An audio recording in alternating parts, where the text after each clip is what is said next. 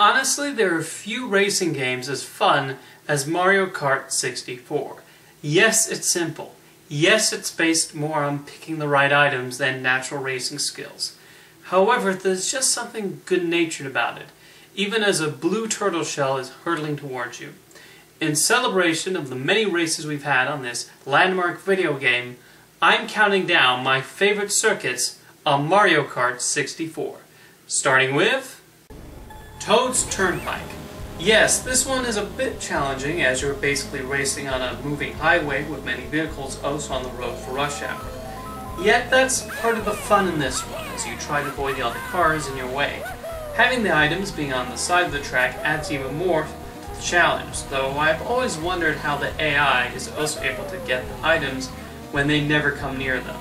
One of the great mysteries of Mario 64, I guess. If you want to really increase the difficulty, unlocking the mirror courses will certainly do that, as instead of being behind you, the cars are going in the opposite direction. Expect to get hit many, many times. Yet that impending danger only makes this track all the more exciting and thrilling. It's an unusual track, but a good one. Donkey Kong's Jungle Parkway. Another fairly challenging one. This one works partially because of the setting. It really feels like driving through Donkey Kong's home, and the music adds further to the atmosphere. The threat of driving into the water, getting hit by what I assume are coconuts, is definitely there, and those elements turn this into a roller coaster. The most fun is near the end of the track, when making the jump at the final turn to get at least a little bit of a head start. There are a lot of twists and turns that help make this an unpredictable ride. Mario Raceway. This is a rather simple track, but not without its charms. It probably evokes the most from the classic Super Mario games with its multiple mushrooms and use of green and red colors. With all the greenery on the track, it's easy to assume that cutting through helps you, but it only slows you down. Unless you have the special invincibility star, and then you can just rev right through. The endings here are also some of the most thrilling, as the game's elastic band seems to have the most effect here. The multiple mushrooms and trees on the track also mean you are likely to hit them and spin around at least once. Nonetheless, it's a very strong track with a lot of enjoyment to be had. Bowser's Castle. Owing to the setting, this is probably the track with the most dangers, whomps and large falls into lava. There are a lot of opportunities to fall down and end up behind everyone. The lightning strike can especially do harm on this level. However, the design and obstacles really add to the fun of this track. The ominous tone of the music strikes the right mood, and you can almost feel Bowser watching you. The tower before the jump is especially scary in that you never know if a banana peel will be around the corner to slip you off.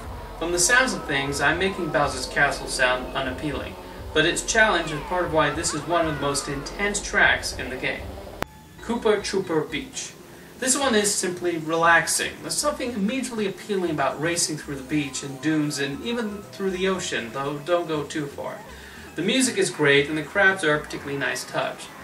There are not too many shortcuts hidden throughout the courses, but one that then exits out of a waterfall is found in this track, and it's a rather clever one, albeit one only attainable with the right item and aim. Throw in some fun slopes and there's a joyous quality to the entire track, and it's certainly the best of the Mushroom Cup. There are pleasant circuits on that cup, but this is the only one I would say has major replay value. Yoshi Valley. This is very unique in that it keeps the position secret until the completion of the race. The multiple roads allow it to not feel repetitive, although there is a route you can take to make it easier to come out on front. When you fall off or get squashed by that giant egg, it does set you back some, but those parts are easy to avoid. Small archways also mean that this is perfect for shooting items or leaving peels to slow down the other racers. The mystery is just a small part of what makes this one of the most fun circuits in the entire game. Sherbet Island. Penguins. We have penguins here. Yes, they do have a habit in getting in your way, but of all the obstacles, they might be the, well, cutest. While the design of this frozen tundra seems simple, the turns and caves add to the challenge of the level. And yes, you can slip off the icy road and freeze for a while, but it does not take long to regain your foothold. It seems odd to put such a basic track on here, but that simplicity is a large reason why it's so charming. Frappe Snow. Yes, another snow level, this one filled with snowmen instead of penguins. Small ones, big ones, it's easy to avoid them, but when you hit one, it's actually oddly funny to see them explode up in the air. The jumps add to the enjoyment of the level, as do little touches like a bridge over a freezing lake and the many hills. The game designer is also smart in not letting you drive over the hills in search of a shortcut. The most exciting part has to be near the end, when you drive into a small wall space as you carefully try to stop the other racers from getting ahead of you. But it's also not the best place to leave a bunch of banana peels. Throw in the pleasant music and this level is too much fun. Royal Raceway. I've mentioned multiple times on this list my fondness for the jumps in the game, and this track is the best and highest one of them all. The tricky turns can also add to the fun of the level, particularly the final one, which more often than not can land you right in the lake.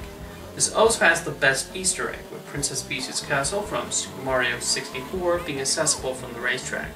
Yes, exploring the area can lead to the other racers getting ahead, but I like this little bit of exploration, and I wish the game included more of those sections. That alone is enough to secure it the number 2 spot. And my favorite Mario Kart 64 circuit is Wario Stadium. Using a dirt track as its terrain, Wario Stadium is filled with wonderful turns and yes, jumps. A lot of them.